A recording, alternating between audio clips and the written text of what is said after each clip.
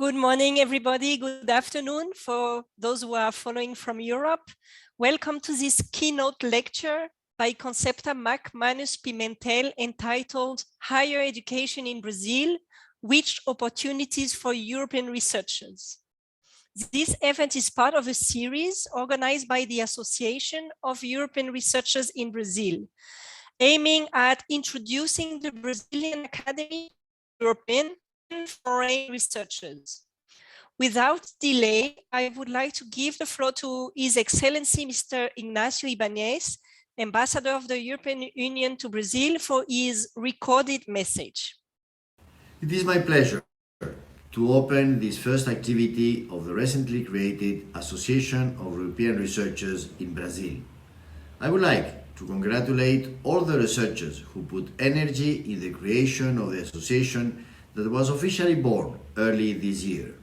This is a great achievement, less than 1 year after a first meeting organized by Euraxess.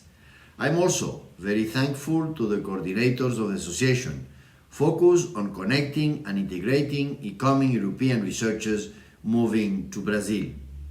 Dedicating this first series of webinars to explaining the Brazilian higher education and research landscape is a strong sign.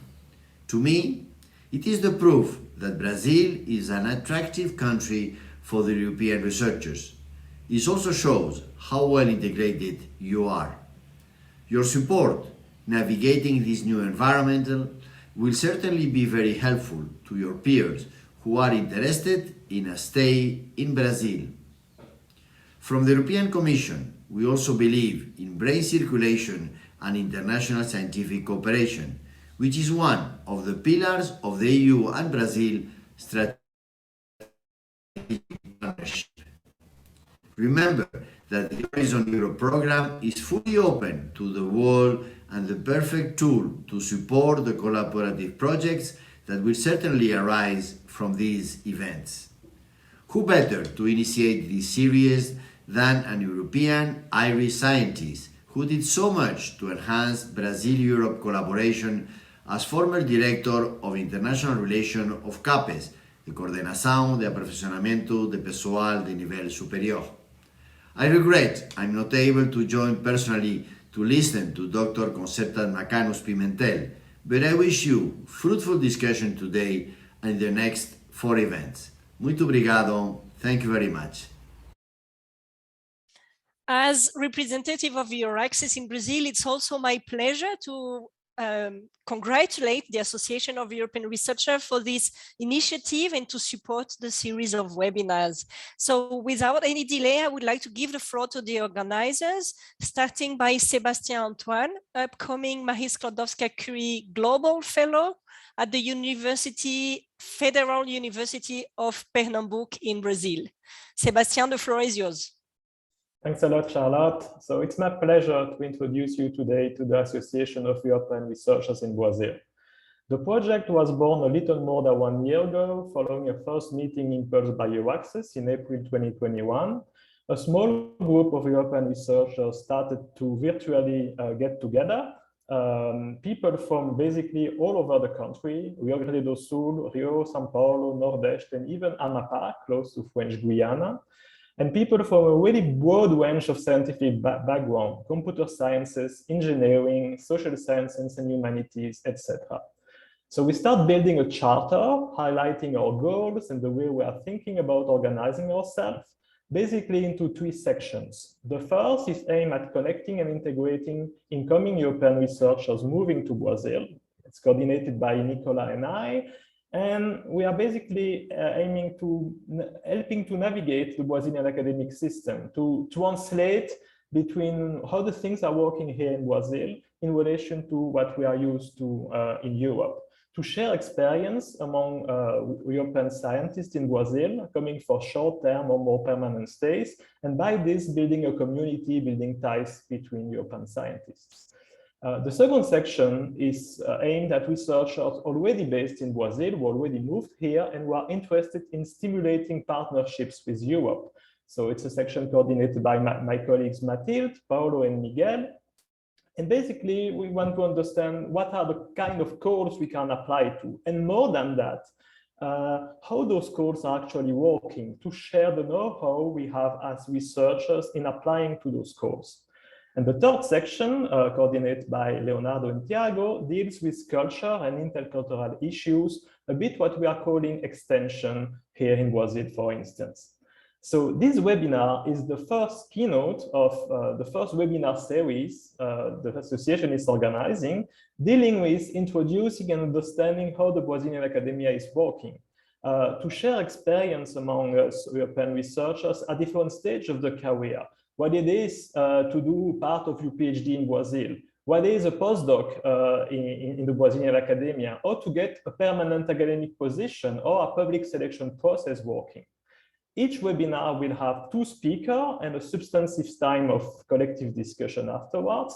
The schedule is here on your screen and the speaker list will be updated shortly. So I will now give the floor to my fellow colleague, Nicolas Maillard, full professor at the Federal University of Rio Grande do Sul and Porto Alegre, who will introduce you to today's speaker. Thanks a lot. Well, thank you, Sébastien. Well, it's my pleasure, my privilege to welcome our speaker today, Dr. Concepta McManus Pimentel. She's known as Connie all over Brazil and probably beyond, so I will call her by this nickname. Connie is a professor titular at Universidade de Brasília. She was born in Ireland. She graduated at University College Dublin, got her master's in genetics and animal breeding at the University of Edinburgh, and got her PhD at University of Oxford. Her field of research is agronomy and more specifically genetics and improvements of domestic animals. She has published more than 300 articles in peer-reviewed journals and 24 book chapters. She has advised 25 PhD students, more than 50 master students, and at UNB she has also been head of 2 graduate programs. On the international level, she has been consultant for the Food and Agricultural Organization of the United Nations. She has led many research projects with lots of different countries, among others the US, South Africa, France, Austria. She has spent some time also as visiting professor in Australia, all this to name but a few countries. Thus, Dr. McManus is a perfect example of excellence in research. But maybe most importantly for us today, Connie was Director of International Relations for CAPES between 2016 and 2019. CAPES is the most important funding and evaluation agency in Brazil for graduate studies. And in her position, Connie was a mother of the internationalization program called PRINT, one of the tools to fund foreign researchers to come and contribute to the Brazilian science. So as top researcher, Irish-born, based in Brazil, and with his highest level national responsibilities, Dr. McManus seemed the ideal person to launch our series of presentations and to give us some insight about the organization of higher education in Brazil and how European researchers can find their way to collaborate with Brazil. We are all eager to listen to you, Connie, so I will pass the floor on to you, and please, we are all willing to listen to your insights. Thank you very much, Nicolas. Thank you very much, everybody, for the invitation. I hope I'll be able to explain some of the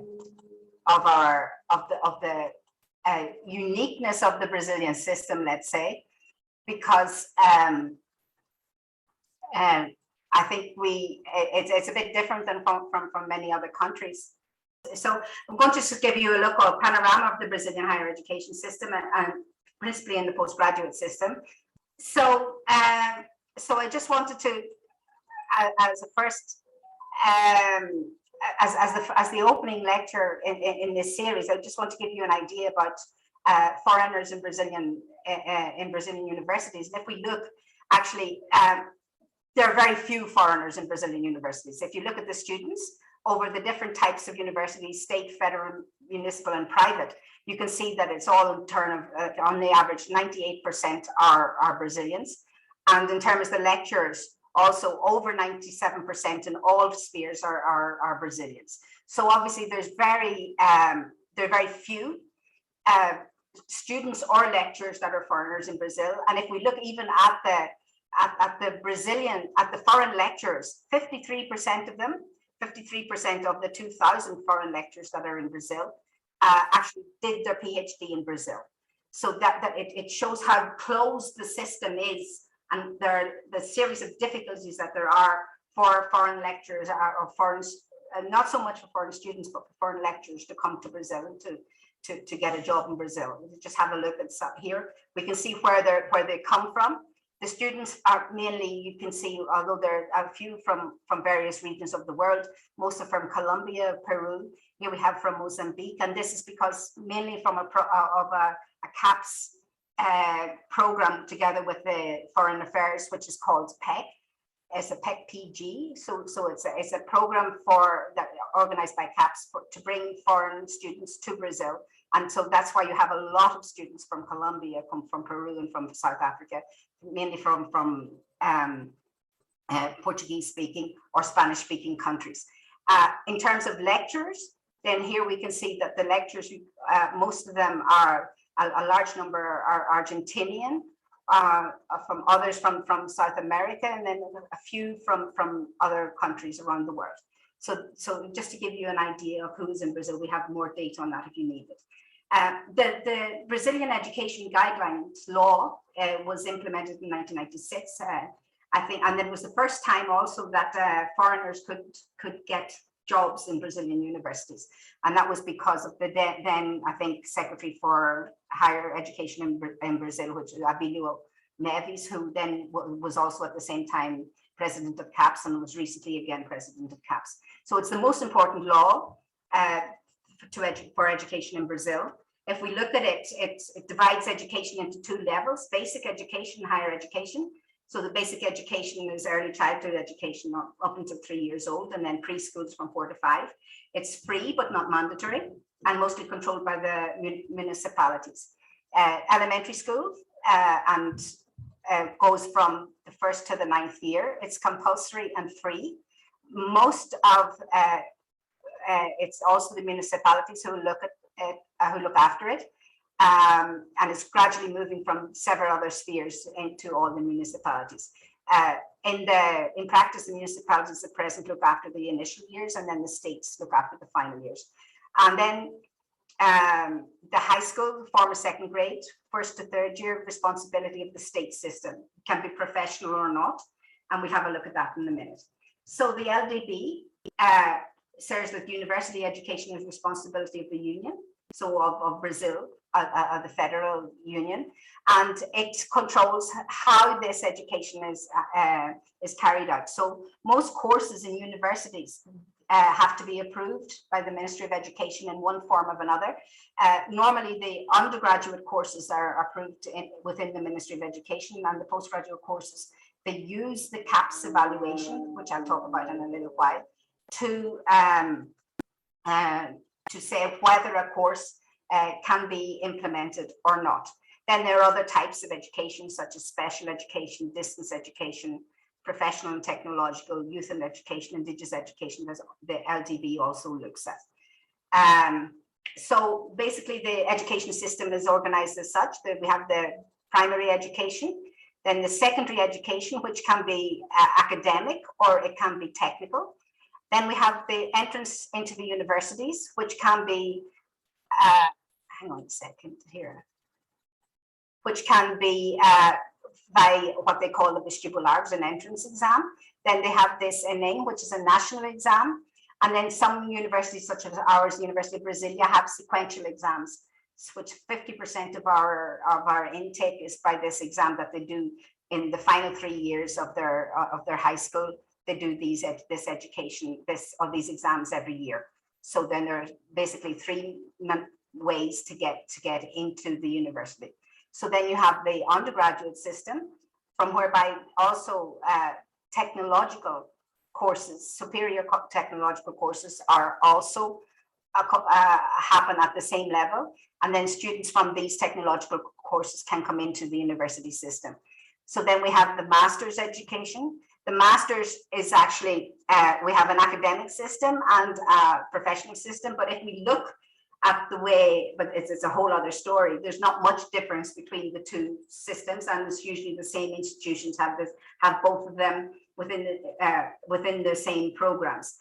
Some of them they call academic masters, and some they call professional masters, but there's very little difference between them. And then we also have the doctorate, which is usually around 4 years. These times, the times that they put here from 1.5 to 2 years to 4 years, normally is put those times because that's the length that the scholarships are. There's nothing that says that the course has to be a 4-year course. The course could be a 6-year course or a 10-year course, but it's normally they put these limitations because of the scholarships, because the scholarships can only be 4 years for a doctor's and a 1.5 to 2 years for a master's. So then we have these exams. We have national exams, which would be VNA to get into the university, which also is done at the end of the high school.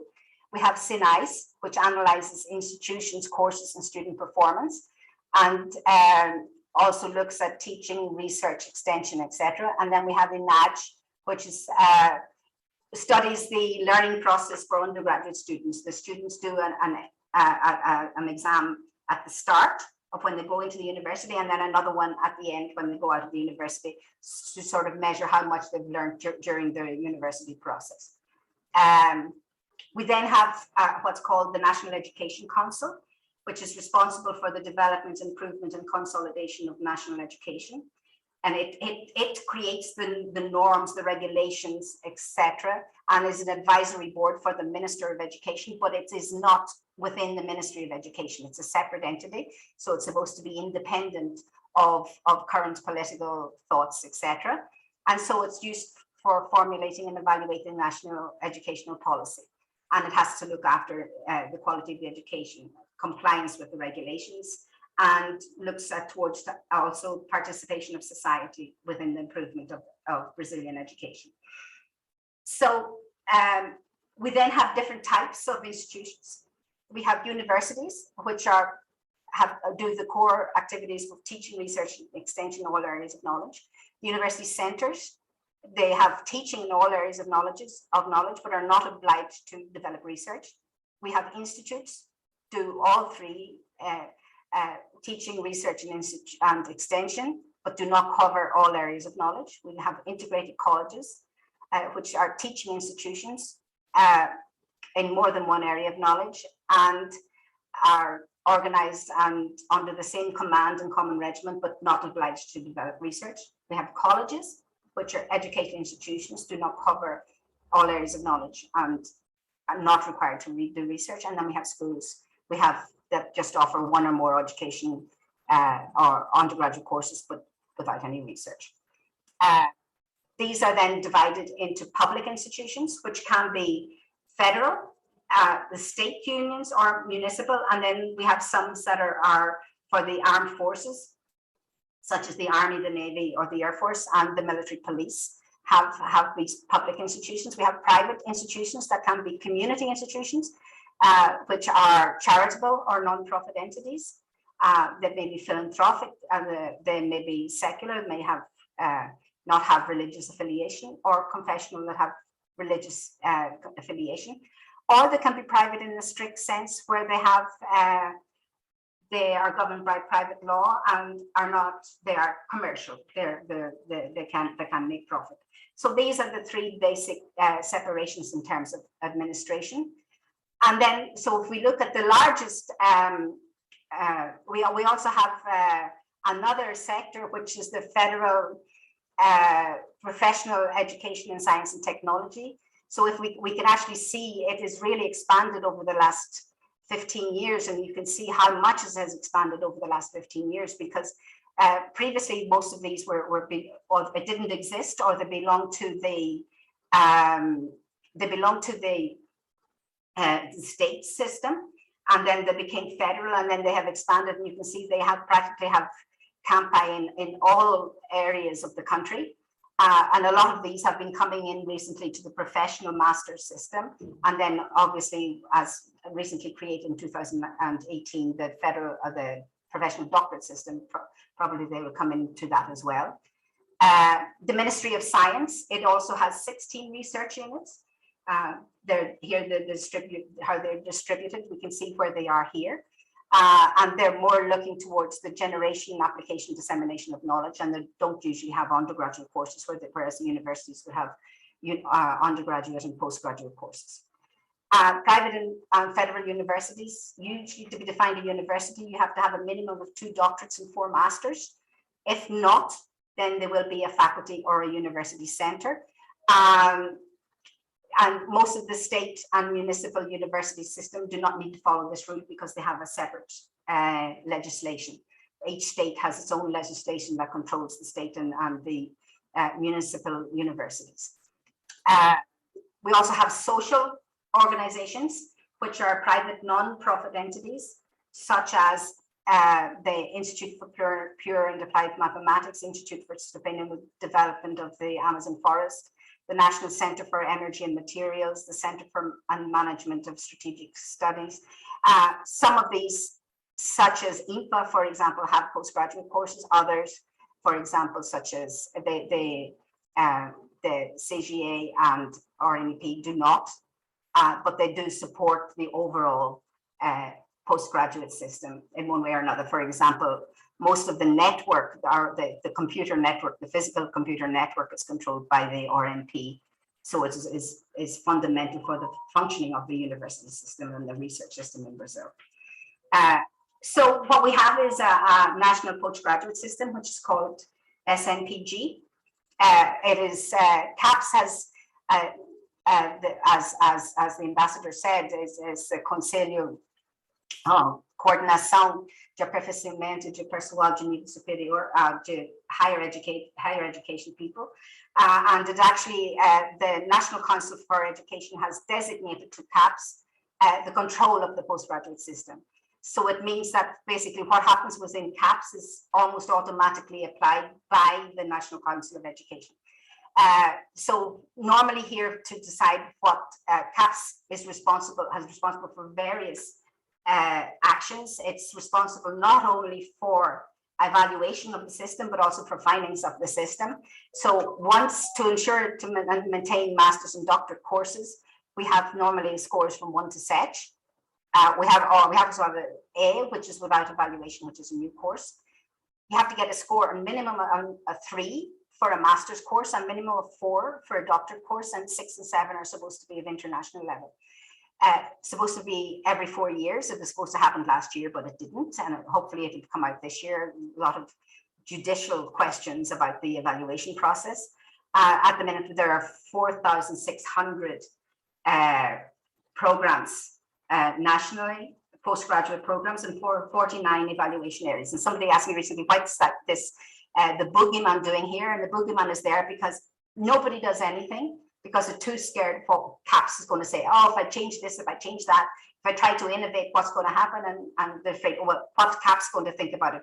So, I think it's become rather limiting to the question of innovation within the postgraduate system is the way that the evaluation is carried out at present. So here we have the structure of the postgraduate system in Brazil. There's the educational system. We have the undergraduate system. Specialization and MBAs are lato sensu, and so they're not treated within the evaluation process.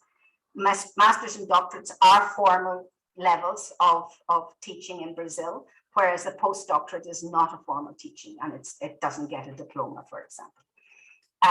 When we look at the politics for the postgraduate system, here we can see that we have the academic system, the workers and the businesses that all look towards the science, technology, and innovation strategy elaborated by the Ministry of Science and Education, who create the policies for the state, for energy, agriculture, education, etc., who then goes up towards we go to the regulatory agencies and then the governmental agencies, which all look after the financing, etc. This is also highly regulated. And it's also, if you look at the national strategy for science and technology, you say, well, what are the priorities for education and science in Brazil? They have so many priorities that they have no priorities, I would say, because if you have too many, then everything is a priority. Then if we look at the sectors, so here we have who operates the system, the universities and the federal institutions obviously are the most important. Those that I already mentioned, the research institutions, the national research institutions, which are these big projects, but that the financing has been cut recently, business incubators and innovating businesses. And then we have the agencies that finance that, such as CNPq, which is the National Science Foundation. CAPS, as I already said, looks after training for higher education. FINEP looks principally towards, in terms of the universities, looks principally towards the larger infrastructure, so laboratories and machines, etc., equipments, BNDS, which is the National Bank, and the state research foundations, some which work and some which don't. And then we have the ministries that look after the politics, the executive powers, which are the Ministry of Science and Technology. Other ministries such as Health and Agriculture have scholarships and money to do research. The regulatory agencies, such as those that control mines, energy, gas, electricity, etc. And then obviously the legislative powers, such as the National Congress, and then the society, which has the Brazilian Academy of Science, the Brazilian Society for the Progress of Science, etc. So there are lots of players within the research system. The agencies, the principal agencies, are so the Ministry of Education through CAPS, the Ministry of Science and Technology through CNPq and FINEP, the local, the state financing educations, which are called FAPs. And then most of these today work in terms of scholarships. There's very little money for research as such.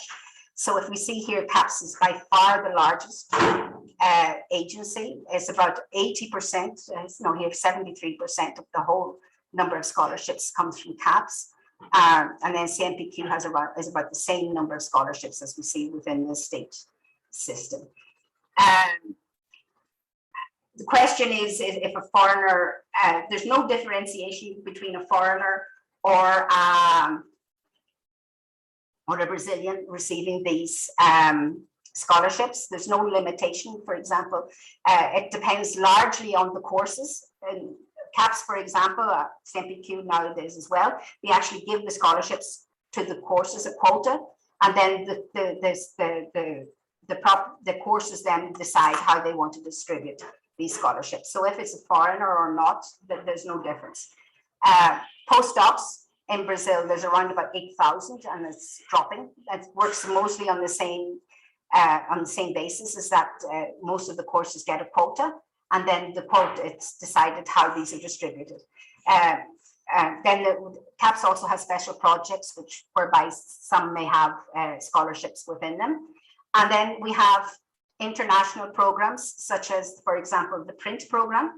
The print program was one that was instituted in CAPS. I thank you, Nicolas, if you talk to my children, they want to know who's this brother they have or sister they have called Print, because as far as I know, I only have 2 children, but anyway.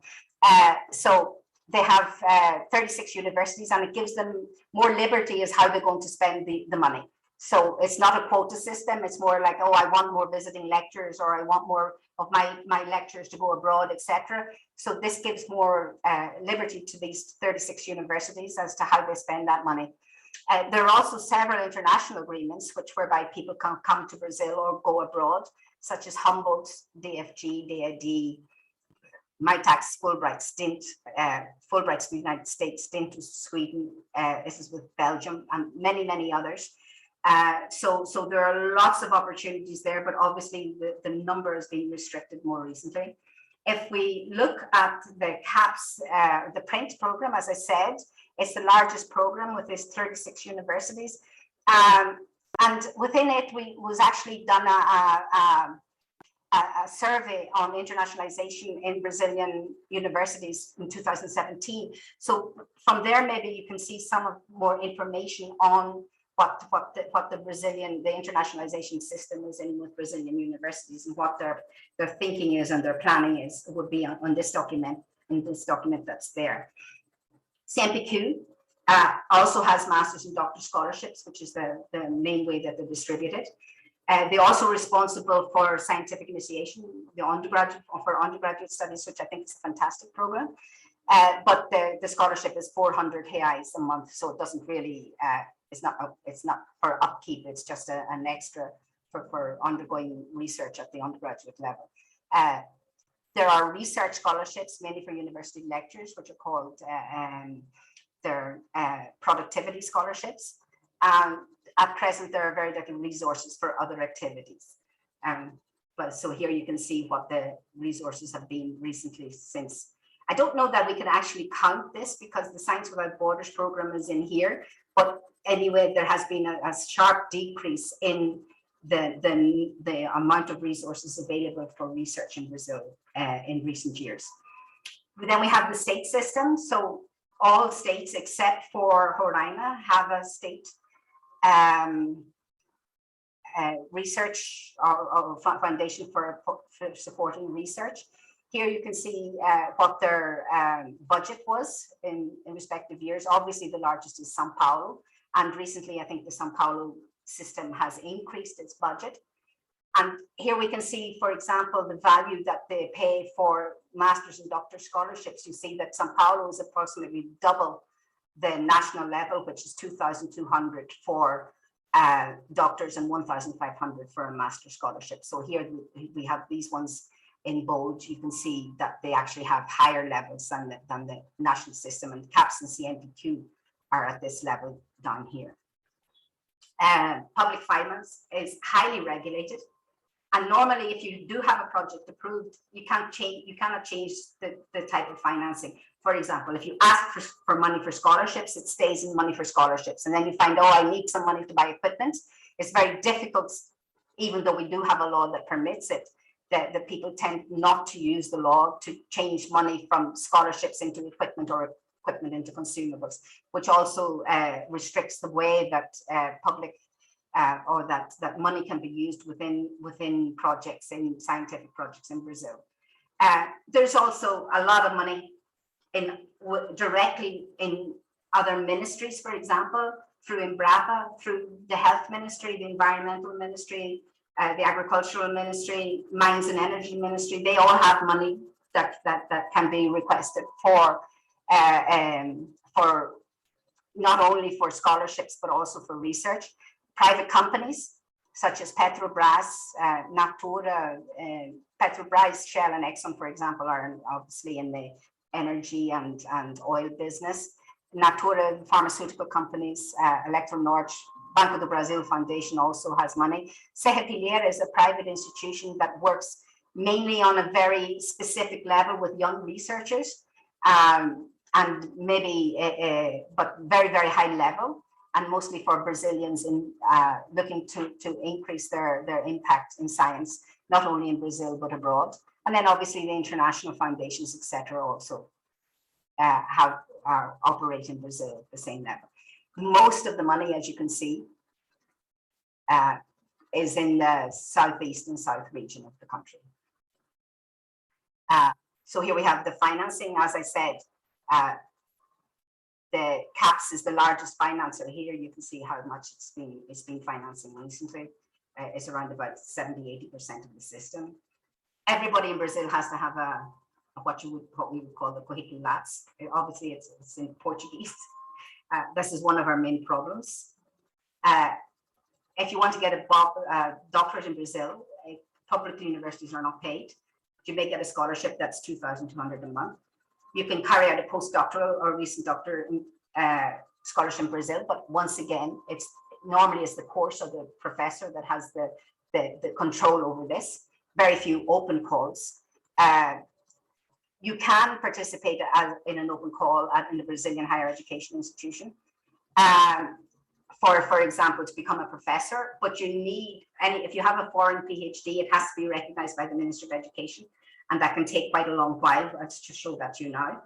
And you can organize research at the university with national foundation and evaluation bodies, normally as if you were a Brazilian, no problem whatsoever. The revalidation of diploma is within this portal called Carolina Bori. It has to be recognized by a Brazilian university, regulated by the government, controlled within the CESU, which is the Secretary for Higher Education. This is the address for the platform. One of the things you have to know is the question of abolishing the requirement for of legislation for foreign public documents. So make sure you get up to date on the Hague Convention. Here we can get where there's information about immigration into Brazil. First, if, for example, if you get a job in a public or private university, you then have to ask for an immigration status.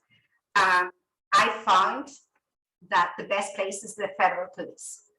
Much better than anywhere else if you are already in Brazil. If you're not in Brazil, then you would have to go to a consulate in your country, a Brazilian consulate. Okay. All of this is controlled by the National Immigration Council, which I find are very, very limiting as to if they, if you want to come to Brazil, since the council has a lot of labor syndicates, etc., in it. So then the legislation is very much pro-Brazilian and against foreigners. And a lot of the legislation is only in Portuguese. If you do get a temporary visa or a permanent visa, it has to be renewed every 10 years. You can request nationality, but everything, as I said, is in Portuguese. What are the incentives, program possibilities for a Brazilian research or for a European researcher who wants to settle in Brazil? As I said, everything is open. What the first thing you need is contact with somebody who has an interest in what you're going to do. As I said, that if you want to do a job interview, you can do that, but most of them are carried out in Portuguese. If some universities more recently have started doing these job interviews in English, so there are possibilities there. So obviously the challenges are the language, a lack of general support, even within the universities. There's no, like, you can pass to be a lecturer, but then, there's no support from the university to actually be able to solve your problems. So you have to find that out for yourself. And as I said, the federal police are probably the best place to go and get that.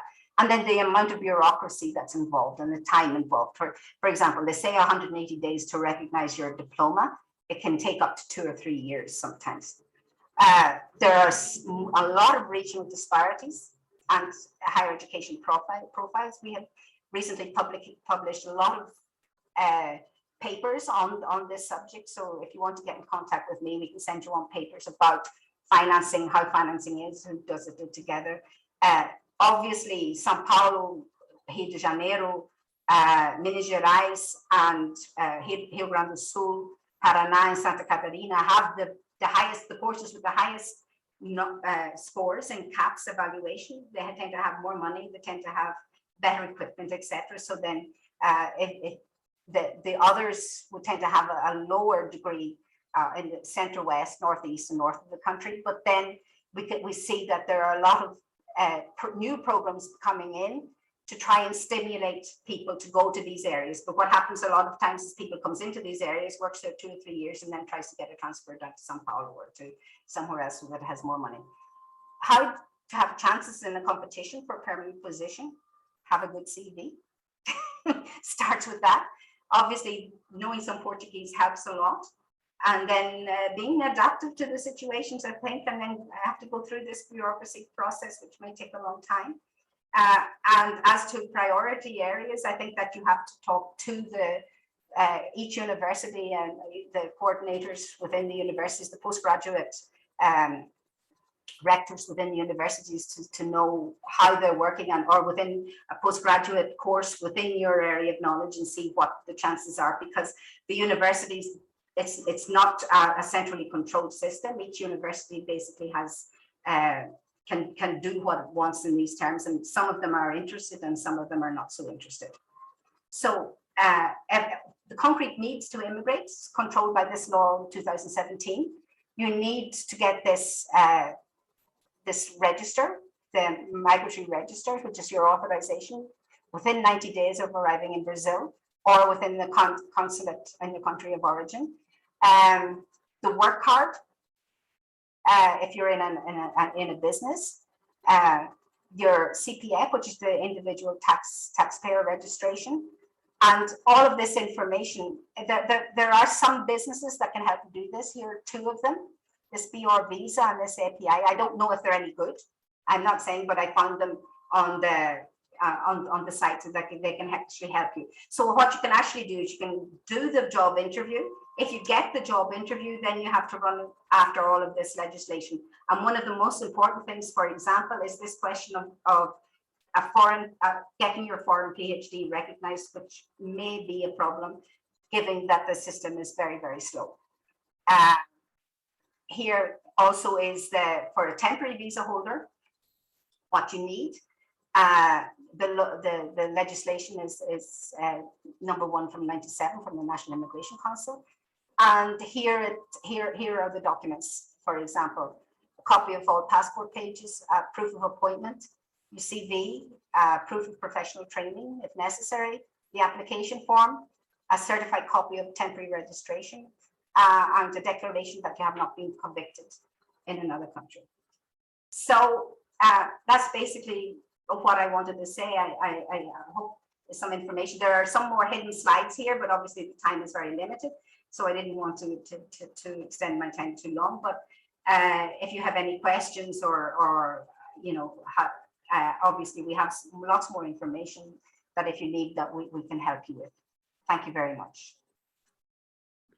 Well, we thank you very much, Connie, for your very in-depth presentation. You really covered lots and lots of things. For many of the terms of each one of your slides, we probably will need one specific presentation. So it's a lot of ground here, but it's really perfect as a keynote introduction. We really have everything in place to keep on our explanations in future webinars. We do have some questions. The first one I want to ask you maybe is, as you mentioned, there are very different profiles of universities, higher education institutions, research labs or institutes. All these have different processes for hiring staff and researchers in particular. Something which sometimes is confusing for foreigners in my experience is that they tend to think that the universities have a lot of autonomy to define the profile of the researcher, the hire, the salary, the requirements in terms of documents. So I wanted to ask you maybe if you could explicit a little bit more how this process goes on in a university, maybe like UNB, the concept of what we call in Brazil edital, the kind of documents we have to provide to be part of a selective process for a professorship, for instance. Okay, so federal and state universities are normally covered by federal and state law. This means that depending on the level of scholarship that you're, or the level of job you're applying for, be it an ordinary lecturer, there are some open, full professorships available, but very few. So most people go in at the ordinary lecturer level. So normally it doesn't make any difference if you have 5 years experience or 50 years experience. As soon as you go in at the same level, which is called adjunto, which is first level adjunct professorship. This means that you get the same salary, you get the same, everything is the same. There's no differentiation because you're more productive or less productive, which is, I think, is a very, very serious problem within the system, because what the law says is that you have to give 8 hours lectures a week. It doesn't say that you have to do research. It doesn't say that you have to do extension courses. It doesn't say anything administration. It just says that you have to give 8 hours lectures a week. So that means that a lot of people come into the university on the system that why on earth should I do research if I get the same pay as somebody who just comes and gives the 8 hours lectures a week, which I think is a huge problem, because actually you have a stable job after 3 years. So you have a 3-year experience, and 99.9% of the people after the 3 years get the stable job for the rest of their lives.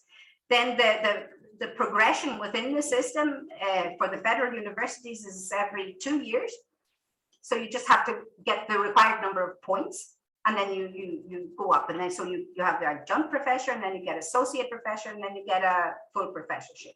So all being equal, in 16 years you get to a full professorship, and the universities have gradually become more lenient on what they demand of the lecturers to actually reach the top level. So I think that's a problem. It's becoming a more serious problem for the postgraduate system, because if I don't have to do research and get the same salary, why should I bother doing research? Why should I bother having a lab and running after money and supervising undergraduate and postgraduate students, and et cetera, if the person who's in the door next to me comes in, gives us 8 hours lectures a week, and then goes home for the rest of the week. And I know I'm being very radical, because obviously it's not that simple, but I see a lot of new lecturers coming in and saying, I don't want to do research, I'm not going to bother. And so this means that it's really bad for the postgraduate system, because obviously a person was selected on the potential for creating new knowledge, but then they say, once they get the job, they say, so if you know, I think something has to change within the system. So, but the type of documents, you have to have a CV, you have to have that LAX CV, which is on the internet, on the CNPq database. Normally now you have to have an ORC-ID, or as they call it in Brazil, ORC-CG, but it's ORC-ID. They also, normally you have to have a work plan, what you pretend to do during your first 3 years and on this on the initial phases, and then normally you're measured against, you know, after 3 years you get your work plan and see what you actually did or didn't do. And then you have an interview, and then that's one of the limiting problems, because most of the, for example, most of the jobs are introduced or are announced in their open calls with a certain date, whereby you have to, you know, give all your documents in by that date. And if they ask for that your PhD is already recognized in Brazil and it's still sitting in some university somewhere that, you know, it hasn't been analyzed in a year or 2 years, you know, that's a real problem. We tried to think of some other methods that could be facilitated, and then you start saying, well, you know, if it's a PhD from, you know, MIT or Harvard or thing, you know, why do they have to go through this system? And then everybody says, no, but it has to be equal for everybody, because the Brazilian law says everybody is equal in front of the law. And so it's really, really hard to get through this bureaucratical thoughts. And then obviously if you have a selection process that is only in Portuguese, although, as I said, some universities are now opening up, for example, UFPE is starting to think of putting their calls in English, whereby so that there'll be a greater attraction for foreigners. But then there are the limitations of how you get, once you pass, how to get into the system, get all through all. It's not, sometimes the problem is not getting the job, the problem is getting through the bureaucracy afterwards. Thanks a lot, Connie. We have another question. You mentioned a lot the postgraduate program, what's called Programa de Postgraduação in Brazil. That is something quite different from the way we're used to work on a department base in Europe now, where you are hired to do research and teaching at the same time, and you are teaching in undergrad and in the master and PhD when you are entering the program in Europe. And here, all of that is divided. And we want to ask you to explain a bit for European audience, what is a postgraduate program actually? Thanks. Okay. So normally lecturers in Brazil are contracted to give lectures on the undergraduate courses. If you want to go into a postgraduate course, then it's or the course already exists, or you with some of the people that work close with you can ask to create a course. If you want to create a course, you have to have you have to fill out there's a process which goes through the university to CAPs, which then evaluate the quality of the course to see if it has quality that can be considered as a postgraduate course, which I said more than 50% is regulatory. It's not an evaluation process of quality. It's a regulation, you know, system, which is really not what it should be, but that's another question altogether. And so the postgraduate course, it can be within a department, or it can be in several different departments. For example, you could have one on the environment that has biology, zoology, sustainable development, all of those within the one course. So in several different departments, or it could be part of a department or part of an institute that creates the course. But the course has to be formally recognized by CAPS, which then the National Council of Education then recognizes that course depending on the score that CAPS gives it. It's not obligatory. You can, as I said, you can decide, it's a personal decision whether you want to go into a course. You can go into a course that's not in your department. You can say, oh, well, I'm much more interested. I for example, I do a lot of lecturing statistics. I say, so instead of going into a animal breeding course, I'll go and give lectures in statistics. And then if the statistics department or the statistics, the postgraduate course in statistics decides, oh, well, yeah, you can do that, then you can go there. I did my PhD in the UK, which therefore doesn't have any undergraduate or no formal lectures. It's just research.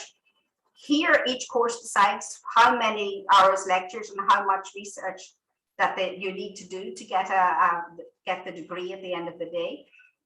But normally it's because it has to go through CAPS, and nobody wants to do anything that CAPS, won't, like I said, oh, no courses. And then it gets to CAPS. CAPS says, no, it has to have courses, so, I have these problems. And then I said, well, I say, look, I have my PhD from, in the UK, and we can have any courses. Doesn't mean that I have a worse education than people who have formal courses, so that's all decided. It's all very regulated. Yeah, but if you, it's a personal decision for you if you want to go into the course, and it's a decision of the committee that generates the course if they let you into the course or not. And as I said, it's optional if you want to do it or not. I can decide tomorrow I don't want to give lectures anymore. I don't want to be in the postgraduate course anymore. So it's all it's very much on a personal basis,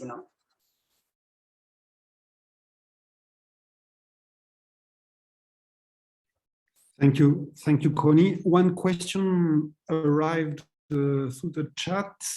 What are the main cooperation programs between Brazil and the European Union in operation today? So you mentioned on one of your slides many bilateral programs. Yeah. Well, as I said, CNPq has together with the FAPs, CONFAP, the Conselho of the regional foundations, they have a large agreement with the European Commission. So that's one agreement whereby they then have, each FAP has its own separate call for scholarships, etc. The other main ones, for example, as I said, print, the universities decide who they want to have their agreements with, who they want to attract and where they want to send the people. Most of that are European or American. But as I said, there's no need for a piece of paper signed by both parts if you don't have exchange of money. If you have exchange of money, then you'll need a bit of, but so most of these don't need the formal agreements. And then we have the major. There is, for example, with France, there's one called Coffee Co, which is a bilateral agreement between France and Brazil in CAPS. It's probably the largest program. It's more than 40 years old. And it has an annual call for scholarships and for some money for research. One of the problems is that there is money for scholarships and for mobility, but there's very little money for researching as such. So you probably have to you would have to look for elsewhere for money to do the research. With Germany, also the CAPS has a lot of relations with Germany, with DAD and with DFG. For research, obviously DFG is a larger company, whereby DAD has more scholarships and German courses, etc. There's the Fulbright Commission in the United States that has, they have traveling scholarships for lecturers, for sandwich PhDs and full PhDs in association with CAPS. Those are probably the three largest. Then there are smaller ones with Belgium, with Ireland, with Sweden, with Spain, with Portugal. You know, each country would have a bilateral, but the number of scholarships per year would be very small within each of the projects. Maybe 8 projects approved every year, then each project would have maybe 4 or 5 scholarships for undergraduate students and 2 or 3 for postdocs or for lecturers. Thanks a lot, Connie. As an upcoming fellow of the Marie Skłodowska-Curie, I have to mention this program as well, the Global Fellowship to come in Brazil and the European Fellowship to go to Europe. But also, as a former Prince fellow in Brazil, Prince basically bring me back in Brazil. I want to ask you, what's the kind of opportunity that the Print program is opening for European researchers? And a bit, what is your balance about the way the program contributes to a more international culture of research in Brazil? Talk a little bit about the way the program was designed and then how the program turned out, because I was actually fired. Like we were actually doing, I think it was in the Federal University of Rio Grande do Sul, where Nicolas is, that we went there, we give a talk, and then when I got home, they said, oh, they want to, you know, they're taking we don't want you anymore. It wasn't that they wouldn't want me, but they wanted to put somebody else in my place. And then this person never talked to me. And so they didn't know what the Print program was about. So for example, I'll give you an example. We wanted to reduce the maximum, the bureaucracy that was involved in this, because normally if you wanted to do something, you had to ask CAPS, CAPS had to give you permission, and then all this coming and going. I said, no, the money is free. What we give you is the money. You have to give, at the end of the day, I want to see results. I don't want to see how you did it. But what I found, for example, I left what we wanted for, it was a 12-page summary of the results that we wanted from the program, like a 12-page that you had to fill in. It was total of 12 pages, including the question and what you had to fill in. What they did was, it was a 500-page. If they said it was worse than the process as a whole. So this question of you have to have somebody without a bureaucracy head. You know, you need somebody that knows what the system works, because it doesn't interest for me if you go, like if you're going up Everest, if I take the north face of the south face, what difference does it make? The entrance is that you get to the top, isn't it? Well, for me anyway, you know. So a lot of the evaluation in Brazil is more about you know, which route did you go, how much you ate on your way up, how much money you spent, and not if you actually got there. You know, if I don't get there, what's the whole point of it all? So our thoughts were that, you know, look at the end result and not how you got there, but then the evaluation process came about. But the whole idea of the Print process is that the university, especially those courses that actually signed up for it, because each university could sign up all their 5, 6, and 7 courses, or just some of them. And the idea too was to look at the central themes that the university thought were important to research, and then they could distribute the scholarships in accordance with those that met the requisites for improving the quality of research in Brazil and attracting foreigners into the courses in Brazil, and opening up Brazilians to the question of the importance of international science. And Nicolas is not going to like this, but I'm going to give you an example. I used to teach undergraduate in UFRGS, because I was transferred to UFRGS for a while. I was 3 years there, and I was talking about I was talking about sheep and goats, and I showed a picture of a sheep, And sheep in Brazil, most of them do not have wool. They just have hair. And a student, put up her hand and said, that's a goat, that's not a sheep because it doesn't have wool. And I said, no, that's the largest sheep breed in Brazil. And so I went to the department and I was talking to the other lecturers, and one of the lecturers said, yeah, but around Porto Alegre, most of them are wool sheep, so it doesn't really matter if they don't know what's happening in the rest of the country. And I thought, oh my God, but what if they want to go and have a job in the Northeast or whatever? I know, but they don't. They want to stay here in Porto Alegre or in Rio Grande do Sul. So you really have, you think like somewhere, you have to get outside these barriers, and the only way you can do that is opening up minds and having different cultural experiences and having different, information that comes from various places that you can actually see, well, okay, I do it this way, but I could do it that way and it could be easier, And a lot of knowledge is found when you talk to people from different areas of knowledge, and then maybe they have an idea, like, oh, I could apply that and where I'm doing. I like my major partners nowadays in genetics are actually people who work in geography, with the question of how climate changes, how an animal reacts physiologically to heat and stress and stuff. So if you don't talk to people, you just keep on going in the same thing. So print was to do that, was to integrate different courses from different areas of knowledge within the university, and then look outside and then attract people from different areas to actually open people's minds up and the way they're doing research. All right.